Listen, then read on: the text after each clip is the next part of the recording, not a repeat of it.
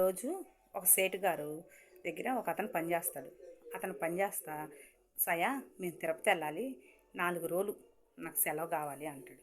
సరేనయ్యా వెళ్ళరా అని చెప్పి ఆ సేటు గారు సెలవిచ్చి ఒక 1000 రూపాయలు ఉండీలో అయ్యి అని చెప్పి ఆ 1000 రూపాయలు కూడా ఇచ్చి పంపిస్తాడు. సరే వీళ్ళందరూ బయలుదేరి తిరుపతి వెళ్ళారు. అక్కడ తిరుమలలో దిగంగానే ఒక అతను వచ్చి, అయ్యా మేము భోజనం చేసి చాలా రోజులైంది, మాకు ఆకలిగా ఉంది, ఒక ముద్ద అన్నం పెట్టించండి అయ్యా అని చెప్పి ఆయన అడుగుతాడు.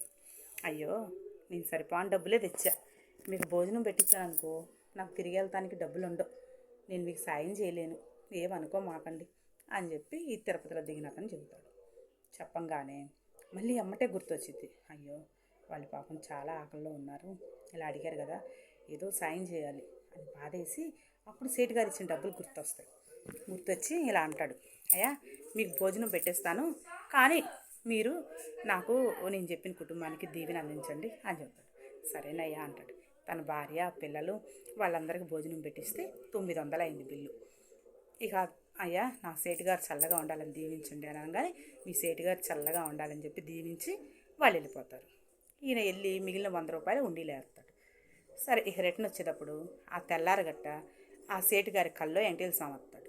వచ్చి అయ్యా నువ్వు పంపించిన 900 నాకు అందనీలే, నువ్వు చల్లగా ఉండాలి అని చెప్పి దీవిస్తాడు.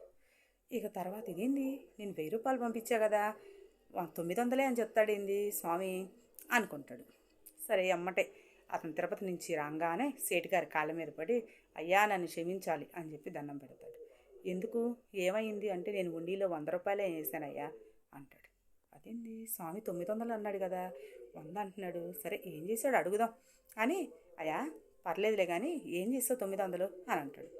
అయ్యా ఒక పేద కుటుంబం ఆకలితో ఉన్నామంది, వాళ్ళందరికీ భోజనం పెట్టించాను, 900 అయిందయ్యా అని అంటాడు. అనగానే తను చాలా ఆనందపడి కళ్ళ నిండా నీళ్ళు వచ్చి అప్పుడు అనుకుంటాడు, మనం దేవుడు ఉండీలో వేస్తే కాదు, ఆకలితో ఉన్న వాళ్ళ కడుపు నింపితే ఆ దేవుడు దీవెని కూడా మనకు ఉంటుంది అని.